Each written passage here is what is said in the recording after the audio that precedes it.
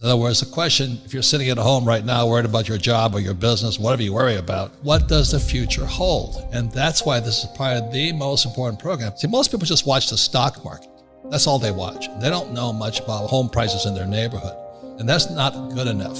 So our guest today is George Gammon. He takes the ultra complex and puts it in pictures. Even if you don't understand them at first, just keep tracking with them. Because you're going to see what 99.99% of the world's population will never see. What are you seeing in the future, George? What I want to stress, and I'll explain this just momentarily, but what I really want to stress to the viewer is that if you're able to just start to understand the macroeconomic picture, and it doesn't need to be complex. The reason you think it's complex is because all these economists and academics, they use all this jargon and technical terms. But if you just break it down into simple English, it's actually very easy for people to understand. And if they understand it, they're going to be able to make much better decisions for themselves and their family in the future for their finances. So whether it's me or anyone else, make sure that you're trying to really pay attention to what's going on. Let's just say that you've been saving your money, you've been working hard, you've been doing all the right things, you've got a little nest egg saved up, and you go to the bank, you're like, oh my gosh, they're only giving me 0.5 interest or 0 or who knows what it is. You can't even see the interest rates. They're so small nowadays. So you say, okay, where can I go to get a little bit higher rate of return? But I still want to be safe. It's got to be safe. So then you might look at a product like a money market mutual fund or a money market fund.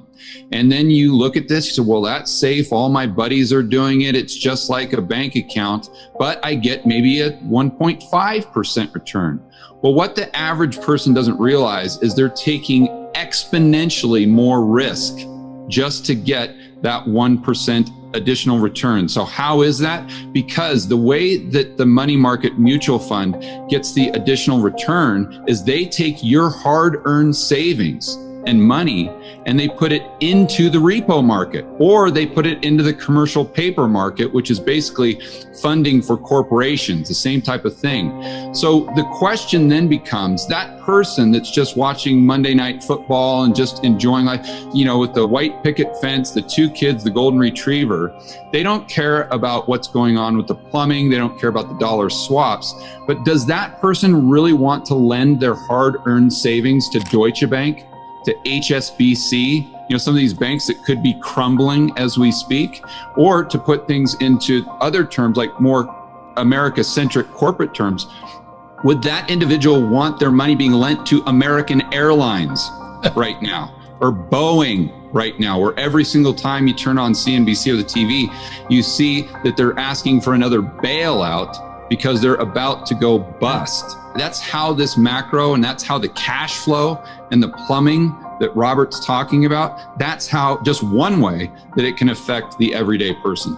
So if our banks are going bust right now, what does that mean? It's not just the banks, it's the government, it's the private sector, it's our entire economy, because these debt cycles run in courses of 75 to 100 years. I'm going back to Ray Dalio. Right now, we're at the top of a 75 to 100 year long-term debt cycle. So the only way from here is down. And Robert, you called this in a lot of your books, and you kind of predicted this and had the foresight to see this coming. But when you get to the top of one of these debt cycles, the only thing the government can do, well, there's 4 ways out of it. Number 1, they can choose austerity, which very few governments do. And that's just tightening the belt, spending less. Everyone feels the pain. Think of the deflation or depression we had in the 1930s. Or they restructure the debt. Not likely we're going to do that with China. It's not likely we're going to do that with the big banks because they're the creditors. Or they could just default, say, hey, we're not paying you. Or what most governments do is they choose money printing. This is creating inflation to bail out all the people who have the debt, whether it's governments, whether it's individuals. So once you get debt to a certain level, you've got to, well, you don't have to, but most governments choose to inflate it away. So what does that mean for the average person? Well, if the government is going to try to create inflation, meaning the cost of goods and services going up, what you want to do is you want to make sure that you're positioned for that. So as an example, if you just own your own home, you've got to make sure that you've got a 30-year fixed rate mortgage. Because if they try to create inflation, if interest rates go up, then your interest rate is going to go up unless it's fixed. And what happens when you're a debtor and they create inflation, you're going to have the opportunity to pay the loan back, your mortgage, with cheaper devalued dollars. So the way they can think about that is if they borrow, let's say $100,000, the rate of interest means that they're paying the bank back with increased purchasing power because you've got principal plus interest. So what happens in inflation, though, is inflation allows the borrower to pay the debt back with less purchasing power. So if your rate of interest, let's say, is 1% or 3%, we'll call it, but if inflation goes up to 5-6%, the delta between those two is a transfer of purchasing power from the bank to the individual homeowner.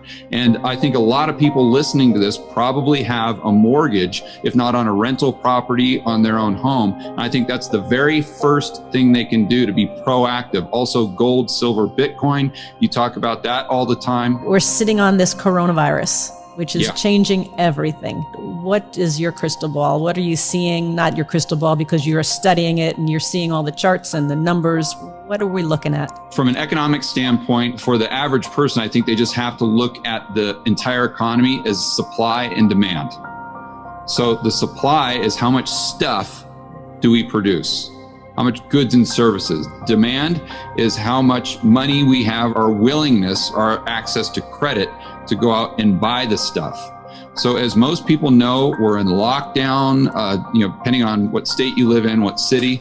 So there's a lot less demand. There's a lot less goods and services that are actually being purchased, right? So that decreases the demand equation. That's what most people get fixated on. So they think, okay, well, we have to have prices going down, deflation. But they forget about the supply side of the equation, because if the people can't go out to produce goods and services, well, the supply will go down fast as well. So then the question becomes, what's going down faster, demand or supply? Well, then you look at the supply chains that have been disrupted coming into the United States. If you go to Walmart, Target, Home Depot, the majority of the stuff you see on the shelves was produced outside of the United States. So if those supply chains get disrupted, that means less supply. Then what happens is, usually, going back to Dalio's example of long-term debt cycles, you get social unrest. And I hate to say that, but that's just the reality of the situation if you look at history. And typically the way the politicians take care of social unrest is through helicopter money. So whether you want to call it MMT, UBI, it doesn't matter. It's basically the government spending money into the real economy, getting into the back pockets of the average Joe and Jane. We could see a situation in the future where the Fed is actually doing it. They're not technically allowed to do it right now, but they've been breaking all of the rules. So if there's more money in the pocket of the average person, that means there's more demand, even though they're sitting at home not going to work, for those goods and services in the economy that don't require debt. That's key, Kim, because people see deflation and inflation as just this, it's binary, right? It's either one or the other, but it's actually very nuanced. So if there's less debt in the system, that means asset prices could go down, or cars, anything that most people buy using debt, okay, the prices of those go down. But anything people buy, or most goods and services people buy on a daily basis that don't require debt, such as groceries, those prices typically go up. And if I saw on CNBC the other day that in a lot of markets around the United States, food prices are up as high as 25%. It's already started. So you can see this happening in real life. Yeah, what's happening is because of the COVID or whatever they call it, the meat packing companies are shutting down. Yeah, exactly. And so there's now shortages of meat. So a great example of supply decreasing faster than demand. But what's happening is the Fed is pumping trillions into the economy. So you have a decreasing supply, increased liquidity. And that's why the shelves are empty for pork and beef and all those things. And Arab Spring, which I don't forget when that happened, but the real rioting wasn't about Muslimism or Christians and all this. Arab Spring was because mom and pop couldn't afford to go to the store. Food Prices went so high.